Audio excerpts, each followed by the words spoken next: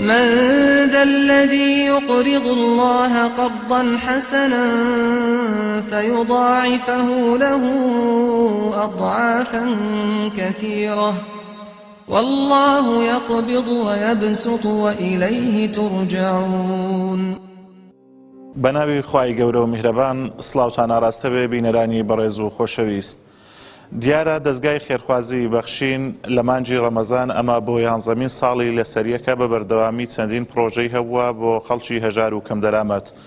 لە مانجی ڕەمەزانی ئەم ساڵیشدا دیارە بە کۆمەڵێک پرۆژەوە لە مانجی ڕەمەزان هاوکاری هەژاران ئەکاتن، تیایدا بە هەزاران سەبەتەی خۆراک بەسەر خەڵکی هەژار و کەم دەرامەت دابەش دەکاتن و هەروەها 3 خانوو لە هەرێمی کوردستان بۆ خەڵکی هەژار دروست دەکاتن و 20 کورسی شەحن دابینی کردووە، هەروەها سەبەتەی خۆراک و هاوکاری مناڵانی بێباوک دەکاتن و هاوکاری خەڵکی نەخۆشیش دەکاتن. ئەمڕۆ لە ناحیەی خەلیفان دیارە دەستگای خێرخوازی بەخشین 3 سەبەتەی خۆراک بەسەر خەڵکی هەژار و کەم دەرامەتی ناوچەکە دابەش دەکات. فەرموون بینەرمان بن.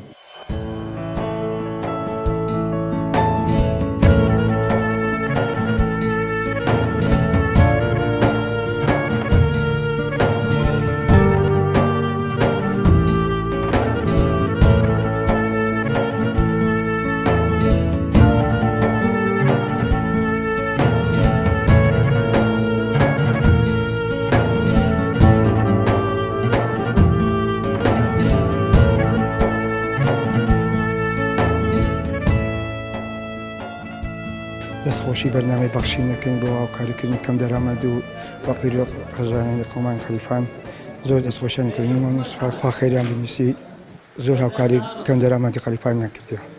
بەڕاستی لە ڕوون و ئاشکرایە کە بەرنامەی بەخشین جێگەی خۆی کردیتەوە لە نێو دڵی هەموو کەسێک و زۆر بەڕاشکانەوە ئەو بەخشینە ئەو کۆمەکی ئەو هاوکاریەکە سمیلی ئەو خەڵکە مستحەقە دەکە، ئەو فەقیر و ئەو لێ قەوماوە دەکات جێی شانازیە. بەڕاستی جێگە و پێگەیان دیارە وەکو کۆمەڵی ئیسلامی و پێویستیشە هەموو لایەنەکانی تر چاو لە بەخشین بکەن و زیاتر پەریان پێ بدەن و ڕێیان لە بۆ ڕووناک بکەن و ئاسانکاری زیاتریان لە بۆ بکرێ، چونکو بەڕاستی لە بەتایبەت لە ناحیەی خەلیفان مەڵبەندی کۆمەڵی ئیسلامی دەورێکی باڵای هەبووە لە بەخشین و لە کۆمەک و هاوساری نەک هەر لە ڕەمەزاندان، لە پێش ڕەمەزان و لە پشتی ڕەمەزانانیش لێرەدا بەڕاستی جێی دەستخۆش و سەرنجڕاکێشانەوە جێی تیشکە بێکە سەر ئەم بەرنامەی بەتایبەت بەرنامەی بەخشین، چونکو زۆر بەشی دەدبووە و زۆر حکمێکی باشی کردووە لەسەر ئەم خەڵکە فەقیر و هەژارە ئەم داماوانەی حەقیاندووە.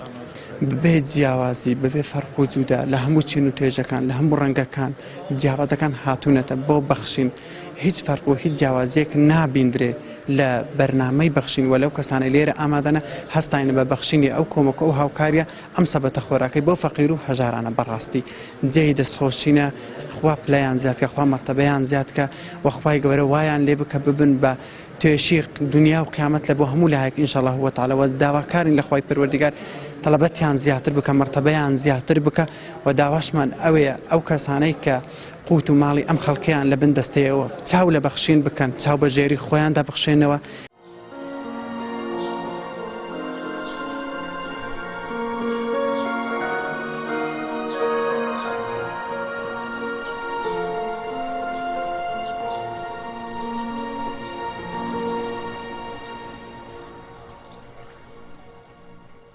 زۆر بەخێرێن دەستخۆشی تەبعاً لە ئێوەی کەنالی پەیام و ئەو کەسانەی کە بەخشین و بەخشش دەکەن دەستخۆشیان لێ دەکەین و بەڕاستی بەخشین شتێکی جیاوازە، هەستێکی جیاوازە لەگەر عیبادەتەکانی دیکە. بەخشین دوولایەنەیە، بەخشین ئەبینی هەستی خۆت خۆشەکەی و هەستی بۆ کوبرەی دڵخۆشی بۆ دروست دەبێتن و لایەنی خوددا ڕازیکردن لۆ دروست دەبێت، بەڵام هەستی بەرامبەریشت دڵخۆشی و دەدای بە بەرامبەر و بە خەڵکان بە مرۆڤانی دیکە.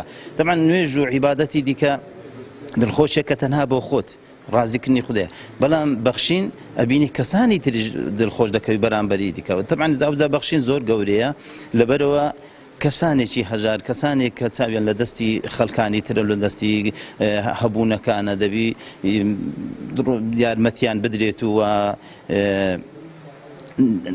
بە چاوێکی سۆز و هەست و میهرەبانی دەبێت سەیران بکرێتن لە کاتی بەڕۆژبوونەوە ئیش و کەسابەتکەم دەبێتەوە ئەوجا خەڵکان ئەگەر ببەخشن لەو کاتانە چونکە هەژارەکان زیاتر پێویستیان پێیەتی زیاتر لە مانجی ڕەمەزان ببەخشرێ لەبەرەوە گەورەی مانجی ڕەمەزانشتە خودای گەورەکە مانگێک کە هەری بژاردووە و زۆر گەورەتر لە مانگەکانی درکە و پیرۆستر و حیبادەتی زیاتر تێدا بکرێتن و بەخشینشێکە کە لە عیبادەتدا هەرە گەورەکان.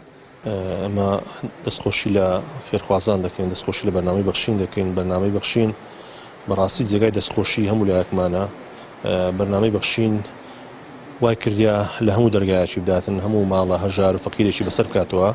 بەرنامەی بەخشین بوویتە جێگای ئومێدی خەرکی فەقیر و هەژار و کەم دەرامەتەوە توانیتی لە سەرتاسەری کوردستان بتوانیتن هاوکاری هەموو خەرکی بکاتن بێ فەرق و جیاواز. لێرمە دەستخۆشیان لێکەین، خوای گەورە پاداشتیان داتەوە، بەتایبەتی ئەو خەرکانی کە هاوکاری بەرنامەی بەخشینن خوای گەورە پاداشتیان داتەوە. و لێرەوە داوا لە خەرکی خوا پێداوەکەین، خەرکی دەوڵەمەند دەکەین هاوکاری بەرنامەی بەخشی من لۆی بتوانی بەرنامەی بەخشین زیاتر و ساکتر بەسەر خەرکی فەقیر و هەژاردا دابەش بکرێتن. لێرە دەستخۆشیان لێکەین، خوای گەورە پاداشتیان داتەوە.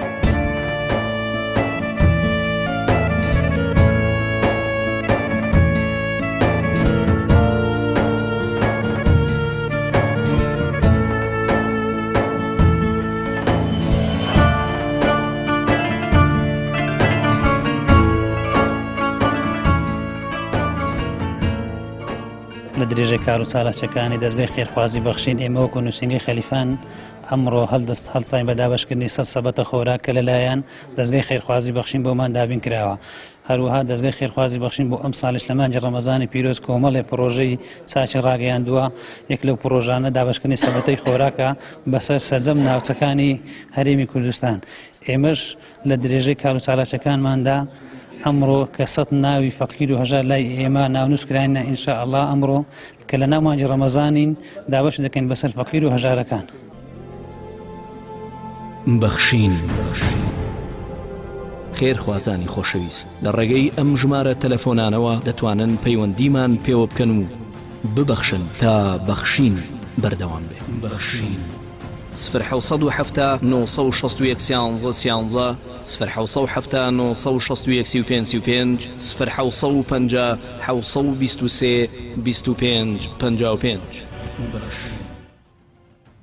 بینەرانی بەڕێز و خۆشەویست ئەوەی بینیتان دابەشکردنی 100 سەبەتەی خۆراک بوو لەلایەن دەستگای خێرخوازی بەخشینەوە لە ناحیەی خەلیفان کەوا بەسەر خەڵکی هەژار و کەم دەرامەت دابەشکرا.